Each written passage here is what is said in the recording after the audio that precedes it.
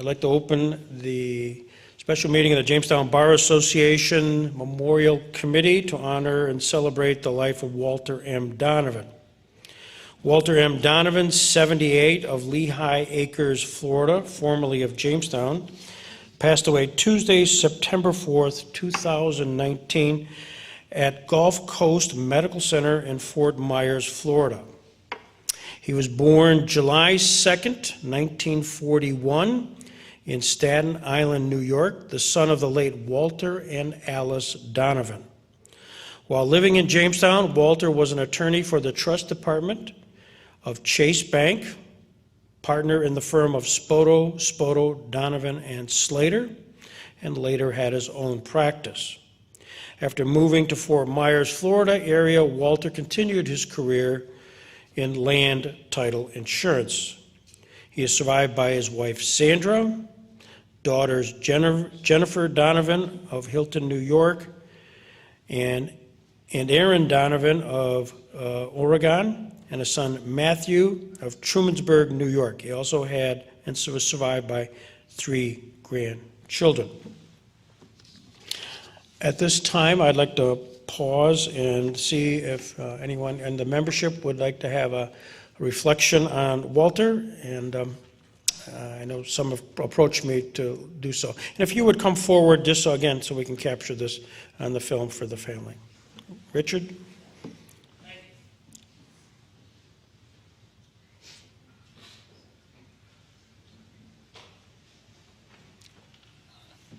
I think most of you know me, although it's been a while.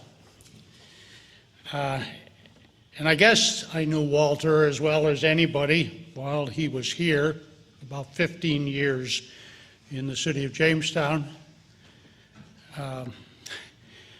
Those years perhaps were challenging for Walter. They may have been challenging for those who were associated with him. I heard something on the television a couple of weeks ago. It was said in connection with the country and western singer George Jones. They said he knew the rain, and I think Walter knew the rain. He came from Staten Island, and I think his family was in the printing business because Walter was a member of the Printers Union. While he was attending school, he used to work summers as a union printer, which was more lucrative summer employment than most of us were able to find. He also was an accordion player, a talent that he used to demonstrate under certain circumstances from time to time. He attended Marquette University, I think class of '63, and then he went on to Albany Law School. He was an outstanding student at Albany. At the end of his second year, he was elected editor of the Albany Law Review, which I believe is an honor that is extended to the student who stands first in his class. And he graduated at the top of his class and was, I think, considered probably the most promising student of that year. He began practicing down in Binghamton, New York, and then he came here, and it was my recollection that it was the Bankers Trust, but they said Chase. Maybe those were the same banks. They changed names. But he was a trust officer here for a while, but he wanted to go into private practice. And I seem to recall that for a while he was associated with the late Park Catchpole. In 1977, he joined with Doug Spoto and Ross Spoto and with me. We formed a 4-man law firm, and Walter remained with us for 4 years. He then went into single practice for a while and moved to Florida, where he became, I think, the manager of the title company that he worked for. Continued to do that until his illness prevented him from working. Walter had all of the attributes that you would associate with a fine legal career. He was prepared educationally and intellectually. He was one of the very best research and writing lawyers I've ever known. He had a talent for writing. He understood the law. And I think he'd honed that at law school, writing articles for the Law Review. He was also very effective in the courtroom. Juries liked him. Judges liked him. As far as I know, other lawyers liked him. Most of us rub somebody the wrong way every now and then. I don't remember anybody in the law business that didn't like Walter. And he remained my friend. I would see him from time to time when he would come back north, usually in the summertime, to share some time with his children here. And I miss him. Thank you. Thank you, Richard.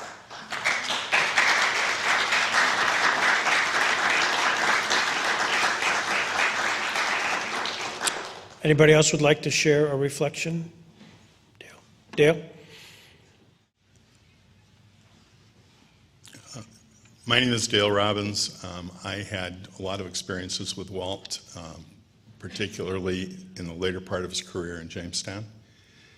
He was a mentor in a way for a lot of young lawyers when I first started practicing. He's very intelligent, as Richard said. He was very likable. He always was willing to give you a little advice and an opinion and explain to you when he was on the other side of a case why you couldn't succeed. But he always showed you the greatest respect and the greatest decency as a lawyer. As time moved on, and I want to fill in on something that Richard touched on only vaguely, Walter left the community and moved to Florida. That was because of an illness which he suffered from, and from which he worked very hard to help others overcome. He was an amazing person. I had a close friend that he worked very closely with and very hard to help, and did an amazing job with him, and as a result, that person remained sober for 25 years. The real amazing part of Walt's story, though, isn't his time before he got sick, it's his time afterwards. It is one of the greatest stories of redemption for somebody that anybody could discuss as it relates to an attorney. Walt left the area, moved to Florida under a cloud of difficulty, and he became very religious, very faithful,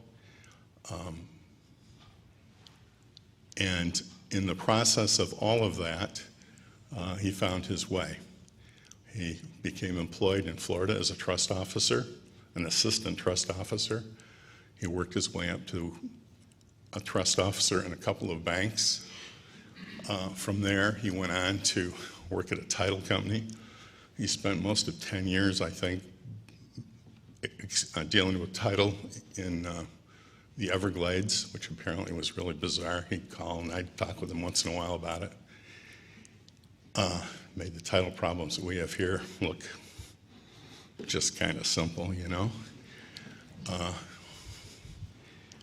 But it was amazing because as he moved on with his career, he not only worked for the title company doing searches, but he worked his way to being the head of the Old Republic Title Company of Florida.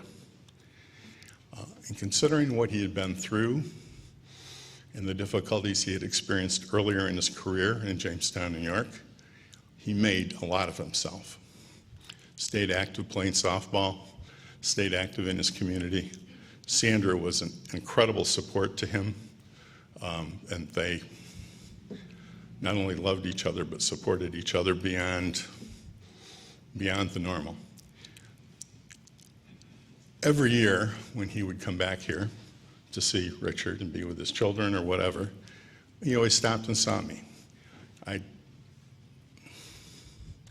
treasured that visit every year. Usually it was in July. We'd talk for half an hour and off he would go. But it made me feel like, as a part of my life, that I'd had something to do to make a difference in his. And whenever anybody does that, it's truly, truly heartwarming. Anyway, I will remember him fondly, and as an example of what redemption is and how people can pick themselves up and do good. And he's an incredible example of that. Thank you.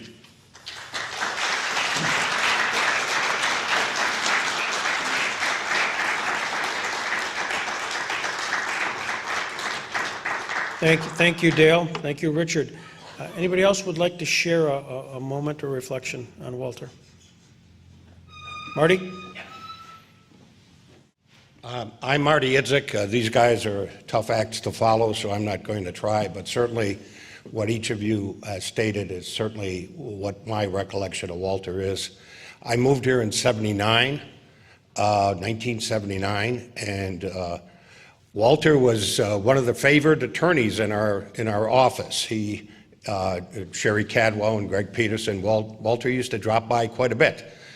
It might have been due to the fact that Sherry had hired a couple of good-looking blondes who worked in the office at the time. I'm not sure that was it, but one of the things, though, my recollection is he was so welcoming to me and my family, and I did spend time with him socially, and I was in on one of those accordion sessions, as I recall.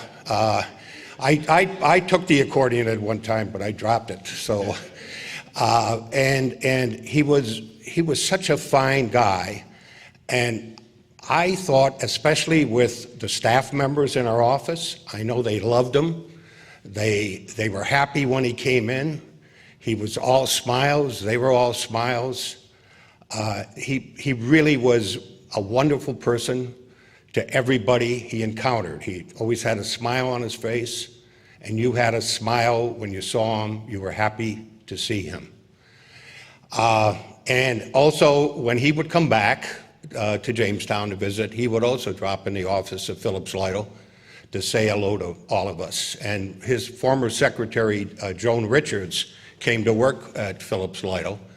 Walt called me and recommended her, and we hired her after he closed his office, and they always were so pleased to see him. He was just a great guy.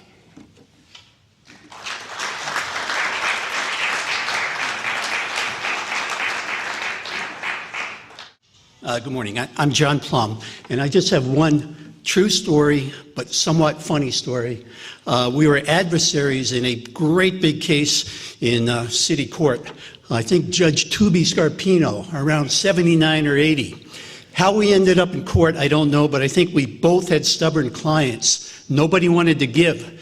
And the facts were relatively simple. Walt was representing a delicatessen owner who had a meat cutter, a slicer, who sliced your ham and the turkey, what have you. And I was representing a little company that had sold it to him. So I don't know, it might have been an argument at UCC about fitness for a particular purpose. But the gist of it was the blade wasn't sharp, and it wasn't cutting the meat. It wasn't cutting it thin enough, I guess. So we argued this before a jury. And Walt was a really good trial attorney, and I thought I was getting beat pretty good by him all day long until closing argument. And in closing argument, he stands up in front of the jury. He's got a brand new white shirt on, which is what we always used to wear before juries. And he holds up the meat cutter to explain how it was defective because it wasn't slicing things appropriately. At which point, he cuts his thumb, and the blood starts to trickle down onto the white shirt. So I won't tell you how the jury ruled, but afterwards we went over to Lysandro's and both laughed our heads off. So, thank you.